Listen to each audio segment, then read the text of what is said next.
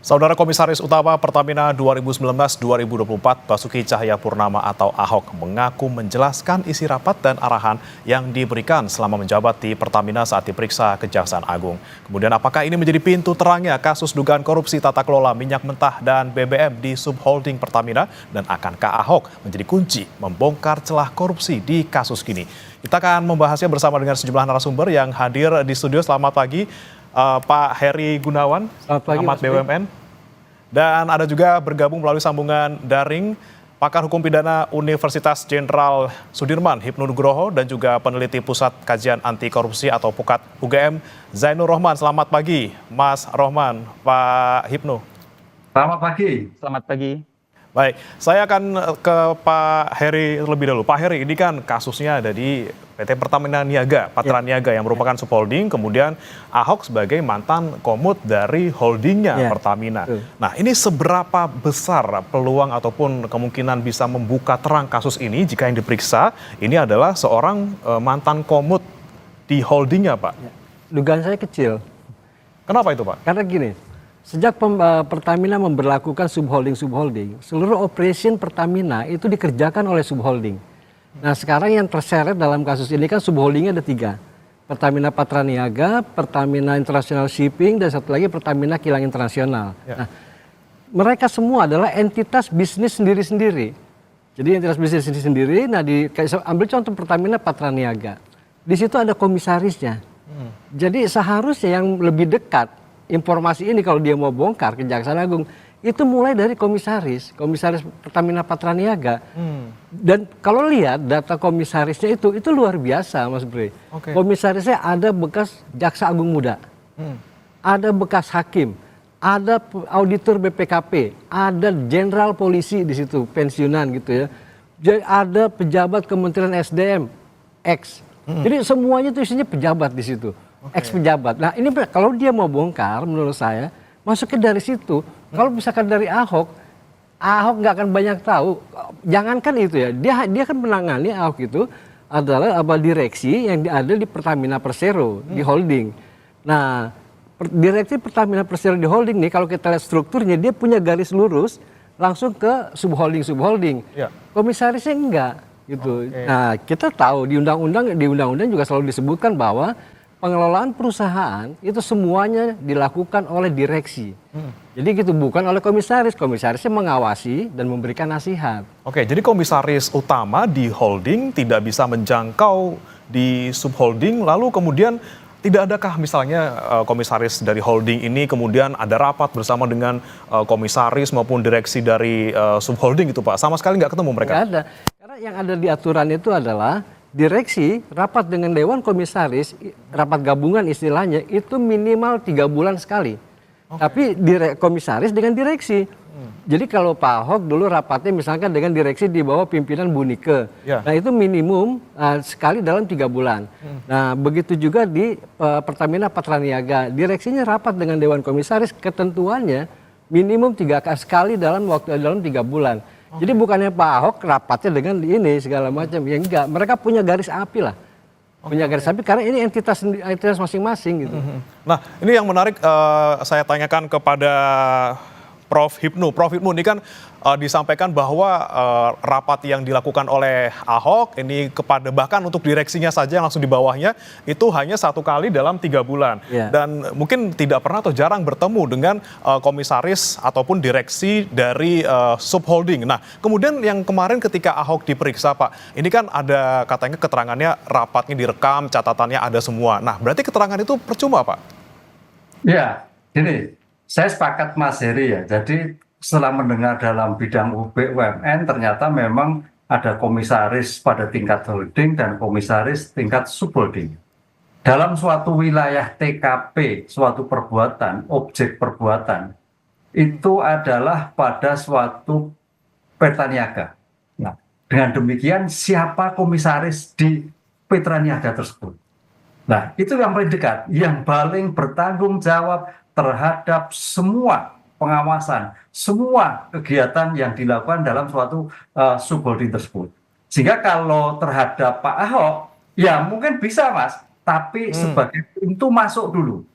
Paling tidak karena Ahok kan bisa tahu sistem tata kelola jalur organisasi. Dari situ saya kira nanti kejaksaan pasti akan memanggil komisaris-komisaris ini. Artinya komisaris-komisaris ini harus tahu. Apakah tahu atau etok-etok tidak tahu. Nah, ini dalam aspek hukum luar biasa. Karena ini kalau memang betul etok-etok tahu, ada istilah pembiaran yang terjadi. Kalau kita lihat perbuatannya kan 18 sampai 2003, berarti 5 tahun. 5 tahun itu kalau memang mungkin tahu, itu suatu delik pembiaran. Dan dalam konteks hukum, suatu delik berlanjut. Progressive handling. Nah, ini luar biasa. Oleh karena itu, saya kira Pak Ahok dipanggil tidak percuma, tapi sebagai pintu masuk untuk menjelaskan bagaimana tata niaga, tata sistem organisasi. Sehingga nanti pada pemanggilan-pemanggilan kedua, mencari informasi yang kedua, langsung pada komisaris yang paling bertanggung jawab. Tadi Mas Iri mengatakan banyak sekali komisaris. Komisaris yang mana yang paling bertanggung jawab? Karena dalam suatu pengungkapan perkara, locus delicti dan tempus delicti terhadap subjek penanggung jawab itu sangat penting. Jangan sampai kita terjadi suatu kesesatan orangnya, tapi betul-betul yang bertanggung jawab atas pengawasan dari pengadaan barang minyak perjanjian kerjasama itu. Begitu, Mas. Nah, Prof. Hipnu, berarti kan yang paling bertanggung jawab sebenarnya kan komisaris dari para subholding ini ya. Dan kemudian kalau untuk Ahoknya sendiri, Prof. Hipnu, ini apakah mungkin nanti bisa ada pasal-pasal yang dikenakan, misalnya dia lalai untuk mengawasi di bawah-bawahnya atau subholdingnya atau seperti apa? Atau terlalu jauh sebenarnya posisi Ahok ini? Kalau melihat suatu locus delicti-nya dari suatu organisasi terlalu jauh, Mas. Oke. Tapi paling tidak dari keterangan Ahok akan memberikan suatu informasi yang akurat.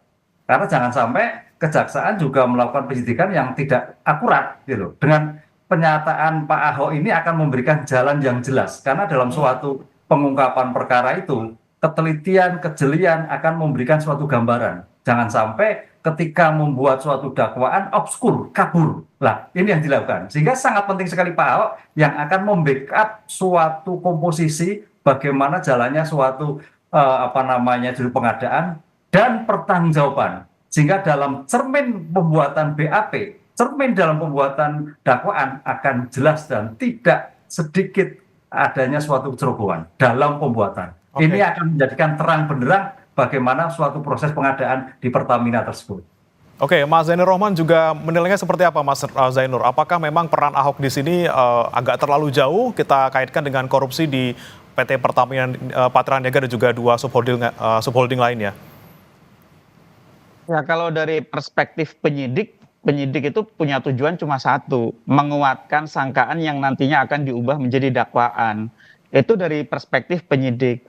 Tetapi saya pikir kejaksaan sebagai sebuah institusi, kelembagaan, itu bisa mengembangkan apa yang disampaikan oleh Ahok sebagai komisaris dari holdingnya PT Pertamina gitu. Nah, kalau dilihat dari penanggung jawab, saya sepakat bahwa yang paling memahami aspek pengawasan di PT Pertamina Patraniaga, iya komisaris PT Pertamina Patraniaga. Tetapi kalau dari sisi holdingnya, yang paling memahami aspek bisnis di PT Pertamina Patraniaga adalah direksi dari PT Pertamina, yaitu direktur utamanya.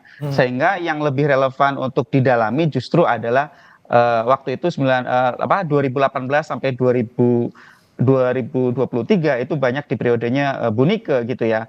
Jadi kan semua direksi, semua komisaris dari subholding itu juga pengangkatannya atas usulan dari direksi PT Pertamina oleh Ibu Nike. Juga laporan-laporan kinerjanya juga disampaikan kepada holding juga kepada direksi. Tetapi sekali lagi ketika penyidik melakukan pemeriksaan terhadap seseorang, tentu tujuannya untuk menguatkan dari aspek sangkaan yang saat ini sedang dihadapi. Nah, nanti kalau misalnya ada keterangan-keterangan lain yang dimiliki oleh seorang saksi, penyidik bisa mengembangkannya ya, karena kan di kejaksaan juga sumber dayanya sangat besar, nanti bisa dikembangkan dengan perkara-perkara lain atau juga untuk kemungkinan menjerat pelaku-pelaku lain, karena kan tidak mungkin hanya mereka-mereka saja ya. Seperti ini sebenarnya sudah dari 2015 dipersoalkan bagaimana gurita mafia minyak ini sudah bekerja sejak lama, bahkan mungkin sudah puluhan tahun. Bagaimana misalnya para broker ini menjadi rent seeker, itu kan juga sejauh ini belum banyak disentuh, baru sekadar carry begitu kan. Nah, sehingga ini menurut saya masih banyak pekerjaan dari kejaksaan. Tetapi kalau Ya. dari pertanggungjawaban komisaris, memang ini bukan di Ahoknya pertanggungjawabannya. Pertanggungjawabannya ada di patra niaganya, Bang Bre. Oke, baik, saya ke Pak Heri lagi. Pak Heri, ini kan kemarin Ahok bilang bahwa kaget gitu kan ya, dia hanya tahu di bagian kakinya saja dan kemudian dia kaget kok Kejagung tahu sampai ke bagian kepala. Nah, ini memang apakah benar ya seperti Ahok bilang bahwa dia tidak mengetahui detail-detail operasional di holding bahkan ke subholding, sehingga ya bisa dibilang kalau misalnya orang-orang dibilang di luar itu Ahok cuci tangan seperti itu, benarkah Pak? Menurut saya ya bisa jadi benar karena gini, di dalam struktur kalau kita lihat di strukturnya Pertamina Persero itu di bawah dirut itu wakil dirut kemudian baru ke subholding. Jadi bukan dari komisaris. Jadi Pak Ahok itu hanya bisa menyentuh Bu Nike dan kawan-kawan di situ ya. Nah, sebenarnya mengawasi secara operation selain komisaris di subholding itu adalah direksi dirut dalam hal ini. Itu atau direksi yang lain gitu ya. Nah, mereka lebih dekat untuk operation gitu. Nah, mereka menangani itu karena mereka bisa berkoordinasi secara langsung karena garisnya nggak putus tuh. Oke. Nah, tapi dalam hal ini PT Pertamina ini kan sebagai pemegang saham dan seluruh laporan operation termasuk hal-hal yang lain, keuangan yang lain-lain itu kan dikonsolidasikan di PT Pertamina Persero dari seluruh subholding ini. Ketika dikonsolidasikan itu kan momentum dari holding untuk memeriksa bagaimana ini hasil. Kalau hasilnya A, kenapa hasilnya A minus, bagaimana prosesnya segala macam. Kenapa hasilnya A plus, kenapa kita harus impor dari seharusnya 10 menjadi 15. Nah, itu kan adanya di situ. Tapi laporan dari subholding masuk ke holding itu setelah dapat persetujuan dari Dewan Komisarisnya. Oke. Nah, di komisarisnya itu jangan lupa ada mantan jaksa agung muda. Oke. Nah, artinya orang dalam kejaksaan mereka bisa minta keterangan di situ juga gitu. Oke, lalu kemudian ini Pak, kalau misalnya kita lihat Ahok ini kan bilang bahwa dia menemukan ada sejumlah fraud yang dia temukan ketika ada laporan dari BPK seperti itu. Ada beberapa kecurangan yang dia temukan kemudian dia laporkan misalnya seperti itu. Nah, kalau untuk Ahok sendiri sebagai komisaris utama itu punya nggak sih Pak untuk kewenangan untuk misalnya memecat direksi sebuah subholding ataupun misalnya holdingnya sendiri melalui rapat umum pemegang saham misalnya Pak? Nggak bisa. Sama sekali nggak bisa? Yang bisa memecat itu kan pemegang saham. Pemegang saham kan ini Pertamina Persero, pemegang saham itu adalah pemerintah. Pemerintah dikuasakan kepada Menteri BUMN sebagai kuasa pemegang saham. Yang bisa memecat itu adalah Pak Erick Thohir. Oke. Nah, tapi tentu atas persetujuan pemerintah dalam hal ini ya biasanya kalau yang gede-gede kayak gitu harus ke presiden gitu ya. Berarti peran Dewan Komisaris itu ngapain Pak? Lebih ke merekomendasikan atau memberikan laporan atau masukan seperti itu Pak? Nah, dia tugasnya terutama dua, mengawasi dan memberikan nasihat. Nah, di dalam ketika dia mengawasi itu paling tidak itu ada komite-komite yang membantu, komite audit. Jadi apa yang sudah dilakukan oleh Pertamina itu nanti diaudit oleh salah satunya oleh komite audit selain oleh auditor eksternal. Ada komite nominasi dan remunerasi. Ini untuk talent pool misalnya gitu ya, bahwa untuk kenaikan pangkat termasuk pengajuan calon direksi itu biasanya lewat komite nominasi dan remunerasi dulu sebelum diajukan ke RUPS. Ya. Kemudian mestinya ada komite pemantau risiko juga. Nah, ini tugasnya itu mereka semua komite-komite ini melapornya itu ke Dewan Komisaris dan mereka yang menunjuknya itu ditandatangani oleh Pak Ahok. Jadi mereka sebagai kaki tangannya komisaris lah untuk mengawasi itu. Jadi di situ fungsinya Pak Ahok itu kalau misalnya mencat ya nggak bisa. Nggak bisa langsung mencat, Iya. harus dengan tadi proses yang sangat rumit seperti itu. Iya. Nah kemudian Prof. Hipnu, saya kembali ke Anda. Kemudian ketika Ahok bilang bahwa tadi dia sempat menemukan sejumlah fraud dan sudah melaporkan beberapa di antaranya, namun beberapanya dalam tanda kutip tidak dilaporkan, itu adakah celah jeratan hukum yang misalnya bisa mengancam Ahok di sana Pak? Ya, justru saya kalau melihat Ahok bukan sebagai, karena tadi lihat pertanggungjawaban. Ahok mungkin bisa dijadikan saksi mahkota menurut saya. Saksi mahkota justru ya Pak ya? Saksi mahkota, karena dia sebagai direktur utama yang tanda petik mengetahui suatu organisasi, tapi tidak bisa melakukan tadi Mas Heri melakukan suatu tindakan. Tapi dia tahu, kan itu loh. Nah, oleh karena itu sebagai dalam pengungkapan seperti ini suatu bersih-bersih BUMN, saksi mahkota akan memberikan suatu gambaran yang konkret, gambaran yang jelas, yang itu dari orang dalam. Jadi Pak Ahok perannya sangat besar untuk mengetahui, tapi tidak bisa melaksanakan suatu evaluasi ketika itu, karena ada komisaris di subholding-subholding yang bersangkutan, apalagi terkait dengan direksi dan sebagainya. Dan dengan demikian, untuk Pak Ahok memang agak jauh ya, apalagi karena ini kan, tapi juga tergantung kan, namanya korupsi itu kan ada aliran dana atau tidak. Nah, itu yang pertama. Jadi kalau memang kita menentukan ada atau tidak, masih terlalu jauh. Kita tergantung pada pembuktian yang dilakukan. Sejauh mana pembuktian dana yang ditemukan hampir 1 kuadrillion mengalir kepada siapa aja. Kalau memang sampai mengalir pada Ahok, ya mungkin bisa. Tapi kalau tidak, ya sulit. Karena kan kebijakan ada di direksi. Tapi sebagai saksi yang tanda petik dalam ilmu hukum ada saksi mahkota, saya kira Pak Ahok akan memiliki peran besar dalam membantu pengungkapan seperti secara komprehensif. Gitu. Oke, Prof. Hipnu, kalau misalnya kita lihat ini kan angka yang disebutkan oleh Kejagung dalam kasus PT Pertamina, Patraniaga dan juga beberapa subholding lainnya ini kan luar biasa besar. Nah, menurut Anda ini angka yang disebutkan oleh Kejagung ini apakah realistis? Kemudian apakah juga nanti bisa dibuktikan dengan mudah di pengadilan seperti itu? Ya, kalau bicara angka, saya kira nanti Mas Heri dengan teman-teman audit forensik akan terlihat sekali ya. Karena kan kalau kita sebagai rakyat biasa kayak gini kan kebutuhan BBM kan monopoli Pertamina. Ini yang kita lihat sebagai satu. Yang kedua bahwa itu adalah kejadian selama 5 tahun. Jadi kalau 1 tahun rakyat Indonesia membutuhkan seperti itu, kemudian impornya A, kemudian yang terima B dan sebagainya, saya kira itu wajar. Karena sekarang ini kalau kita lihat kan BBM kita kan naik terus, nggak pernah turun dan masyarakat nggak pernah protes. Kita nggak pernah protes. Kalau 4 tahun yang dulu kan protesnya bukan main sih enggak. Nah, oleh karena itu tentang keuangan saya kira teman-teman audit forensik Mas. Jadi kalau saya kan dalam ilmu hukum, tapi teman-teman audit forensik harus betul-betul jelas untuk mengevaluasi, menilai, jangan-jangan bisa lebih. Karena ini kan hitungan masih sementara. Dalam penyidikan itu kan tindakan penyidik mengumpulkan barang bukti. Belum masih pada seberapa besar audit terakhir terhadap perkara yang bersangkutan. Dengan demikian kalau memang nanti audit itu masih berjalan, bisa lebih besar lagi Mas. Gitu. Oke, baik. Saya ke Mas Zainur Rohman. Mas, ini kan kalau kita lihat ada celah-celah korupsi yang mungkin banyak sekali di BUMN, termasuk mungkin di PT Pertamina. Ini kan kalau Anda melihat celahnya ada di mana nih? Sebenarnya di broker atau di mana kemudian ini bisa menjadi kasus yang sebesar ini?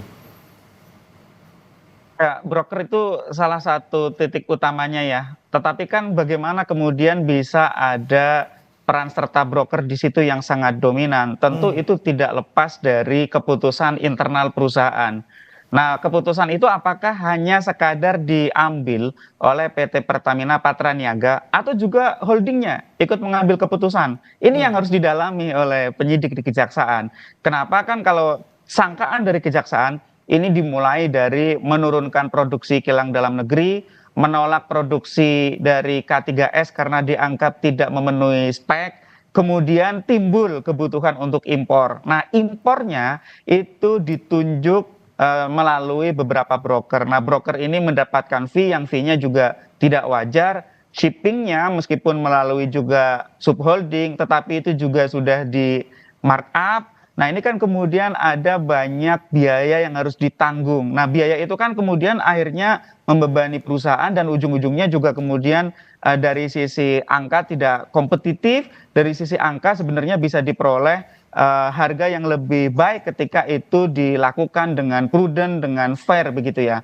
Nah, kalau kita lihat ya, broker ini yang disebut oleh kejaksaan di dalam perkara ini sudah ditetapkan sebagai tersangka.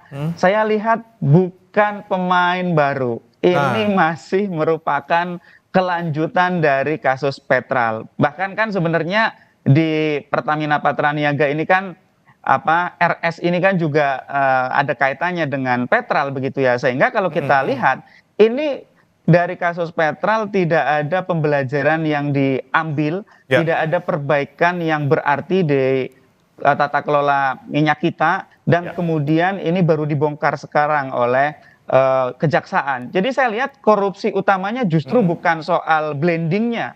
Korupsi utamanya itu soal bagaimana broker ini, para rent seeker, para pencari rente ini kemudian mengambil keuntungan secara melawan hukum yang diawali dari persekongkolan. Nah, bentuk persekongkolan itulah yang saya lihat dimulai dari menurunkan kapasitas produksi kilang minyak dalam negeri itu. Nah, pertanyaannya, apakah iya hanya mereka yang membuat keputusan ya untuk impor sekian, untuk produksi kilang dalam negeri sekian, untuk menyerap dari K3S sekian? Saya yakin ini ada campur tangan dari para pejabat tinggi gitu ya, karena ini terkait Mas Zainur, dengan berarti produksi minyak kita dalam bisa negeri. bilang mungkin ada mafia mungkin yang mengendalikan semua ini, dan nanti juga kita akan tanyakan ke Prof. Hipnu bagaimana Ahok bisa kita maksimalkan sebagai saksi mahkota. Jangan kemana-mana pemirsa, tetap bersama kami di Sapa Indonesia Pagi.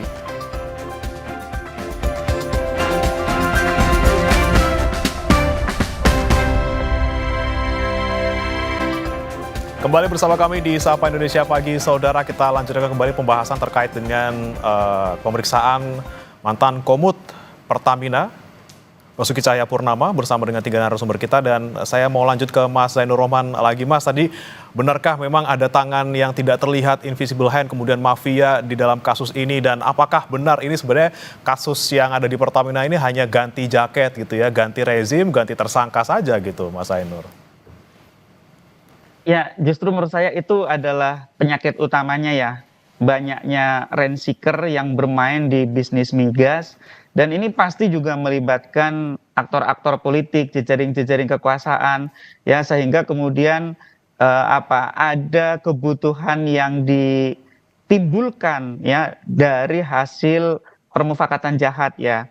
Sehingga ini kemudian ada banyak keuntungan yang dinikmati oleh rent seeker, yaitu para broker. Nah, broker ini kan juga di dalam pemilihan mereka, di dalam tender, itu kan juga dilakukan dengan melawan hukum.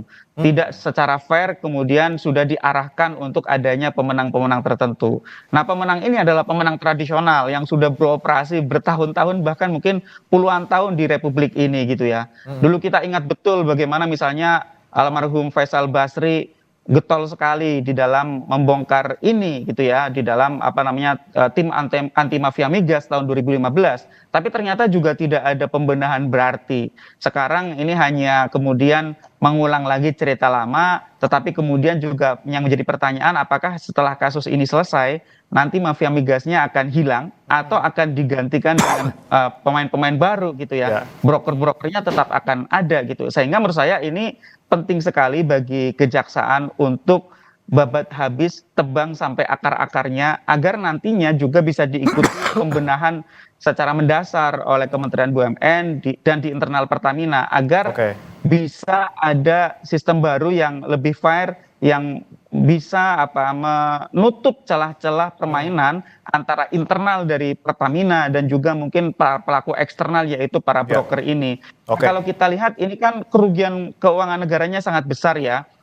Di sana ada termasuk kerugian yang harus dibayarkan kepada broker. Kalau kejaksaan ngitungnya bahkan sampai kerugian pemberian subsidi gitu ya, sehingga kejaksaan memunculkan angka misalnya 193 triliun. Nah, oleh karena itu yang perlu dilakukan adalah mendampingi Undang-Undang Tipikor dengan Undang-Undang TPPU. Follow the money. Siapa saja yang menerima aliran dana dari keuntungan bisnis migas yang melawan hukum dari 2018 sampai 2023 itu harus dijerat secara pidana ya, karena ini sangat mungkin juga gitu ya dinikmati oleh misalnya eksekutif atau bahkan mungkin juga pelaku-pelaku lain. Yang jadi pertanyaan saya dari dulu termasuk adalah misalnya auditor.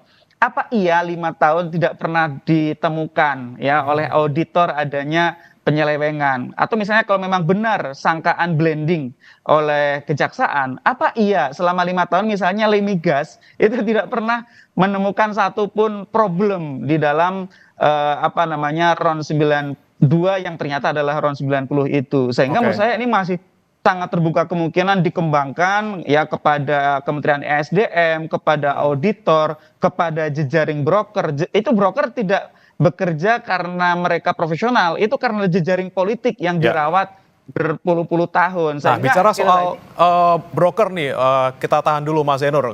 Saya ke Pak Heri dulu. Pak Heri, ini kan kalau misalnya kita ngomongin soal broker, ini kan salah satu celah masuk korupsi dalam kasus ini gitu. Nah, kemudian apakah bisa sebuah subholding seperti tadi PT Pertamina Patraniaga, PT Kilang ini kemudian bisa impor sendiri tanpa harus memakai broker untuk meminimalkan tadi Pak, ada celah-celah korupsi seperti itu?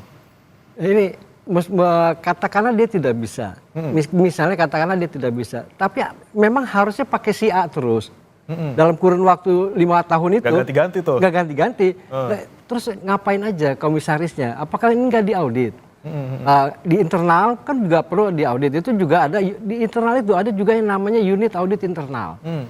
Ada juga soal apa di situ ada yang terkait dengan kepatuhan. Nah kemudian ada auditor eksternal. Ini kan semuanya pasti mengaudit, ini kok si A terus gitu. Ya. Emang boleh ya kayak begini? Kalau memang boleh, buruk sekali tata kelolanya gitu menurut saya. Nah, jadi ini persoalannya memang mungkin bisa jadi sudah terjerat. Karena gini, kalau kita lihat pihak eksternalnya, pemainnya ini kan sudah generasi kedua. Ya. Ya kan, generasi pertamanya nyaris tidak disebut. Kemudian ternyata yang main yang ketangkep generasi kedua. Ini artinya kayak semacam sudah diwariskan nih. Ini kan kayak kalau kita lihat film-film mafioso itu kan biasa karena itu yang seperti itu kan diwariskan. Ya. Nah ini memang menurut saya itu seharusnya ada. Saya yakin itu ada. Kalau memang hasil auditnya itu atau hasil paling tidak hasil pengawasan Dewan Komisaris. Saya optimis itu ada. Baik. Saya kembali ke Prof. Hipnu. Prof. Hipnu, ini kan dibilang dari awal bahwa sebenarnya peran Ahok dalam keterangan kasus ini sebenarnya tidak terlalu banyak gitu ya, terlalu jauh sebenarnya posisinya. Namun apa yang kemudian nanti bisa dimaksimalkan oleh Kejaksaan Agung sebagai si Ahok ini saksi mahkota seperti itu? Ya, karena dalam suatu pengungkapan perkara kita jangan pernah berpikir ini penting dan tidak penting. Posisi Ahok sebagai direktur utama adalah suatu yang sangat penting. Dia memahami tentang situasi keadaan di Pertamina. Bahkan kalau kita lihat pencegahan Mas, di semua BUMN yang paling bagus itu Pertamina. Ada namanya whistleblowing system ya Mas Yanwar ya. Whistleblowing system itu suatu konsep ketika ada suatu keraguan, ketika ada suatu ketidakpatuhan, itu saling melapor. Saya pernah penelitian di situ. Itu keren sekali itu whistleblowing system. Jadi di antara pegawai itu melaporkan tapi tidak tahu siapa yang melaporkan. Yang tahu ada pimpinannya. Nah, ini suatu yang berarti gagal total itu pencegahan yang terjadi itu. Yang dikembangkan dalam namanya whistleblowing system dalam sistem unit Pertamina. Oke. Nah, dengan demikian gagal dalam suatu pencegahan anti korupsi itu ya jebol dalam arti mungkin kalah dengan broker-broker yang lain. Whistleblowing system apalah gitu, mungkin begitu sistem diakali juga bisa kan gitu kan. Nah dengan seperti itu saya kira sebagai bentuk pertanggungjawaban moral Pak Ahok sebagai direktur utama harus mampu juga memberikan bantuan sebagai bentuk informasi yang cukup valid karena kita dalam penanganan hukum harus cepat dan tepat kepada penyidik dalam tata kelola itu sehingga dalam hal ini bisa tepat. Karena jangan sampai gini Mas Heri, dulu kita pernah di Kejaksaan Agung menangani kalau nggak salah, tapi itu diarahkan ke hukum bisnis, bukan. Apa yang terjadi? Putusannya onslah sampai Mahkamah Agung. Onslah, lepas. Artinya bukan suatu perbuatan pidana. Lah, ini jangan sampai terjadi. Yang kedua, terhadap Pertamina. Yang kemarin adalah KPK. KPK terbukti. Tapi kejaksaan yang besar, ini yang kedua, yang cukup besar. Oleh karena itu, dalam seperti ini, kita fokus pada ini adalah markup, jahat, sebagai bentuk mafia. Kantongnya di situ dulu. Jangan sampai ini bagian bisnis, risiko bisnis, suatu keadaan bisnis dan sebagainya. Dengan demikian kalau seperti ini hal-hal yang bersifat agak ke arah hukum bisnis agak bisa tertutup. Yang terjadi seperti yang kita diskusikan ini, maka keuangan negara bisa kembali pada masyarakat dan kepercayaan kembali kepada masyarakat akan menjadikan utuh kembali. Ahok sangat berperan sebagai bentuk saksi mahkota dalam perkara ini. Baik, ini tadi disebutkan angkanya sangat fantastis. Menurut Prof. Hipnu sebenarnya bisa realistis. Tapi kalau menurut Pak Heri, tadi saya menarik pembicaraan di off-air bahwa kok bisa keluar angka segitu. Itu seperti apa? Apa masuk akal, Pak Heri? Ini bukan persoal masuk akal atau tidak, benar atau tidak angka itu. Benar atau saya tidak? khawatir kejaksaan juga lagi euforia, jadi efek selebrasinya itu terlalu besar. Misalnya gini, Kejaksaan menemukan potensi kerugian itu 193,7 atau 194 triliun hanya tahun 2023. Dari 194 triliun itu, 126 diantaranya adalah dana kompensasi. Dokumen resmi Pertamina dari laporan keuangan yang diaudit itu hanya ternyata 7,2 miliar dolar. Kalaupun kita paksakan dikalikan dengan kurs 16.000 itu kira-kira 115 triliun. Tapi kejaksaan menyebutnya 126. Apakah ini artinya seluruh dana kompensasi itu lenyap gitu ya, plus nambahin? Kan nggak mungkin gitu loh.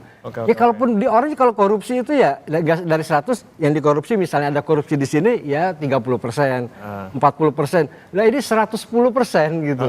Nah maksud saya khawatir ada efek selebrasinya kejaksaan itu. Jangan sampai itu terjadi sehingga menurunkan kredibilitas pemeriksaan yang sedang proses yang sedang dijalankan oleh kejaksaan. Oke, nah bagaimana Prof. Hipnu kalau kita melihatnya? Apakah tadi pertanyaan saya seperti di segmen sebelumnya, apakah pembuktian bakal susah di pengadilan seperti itu?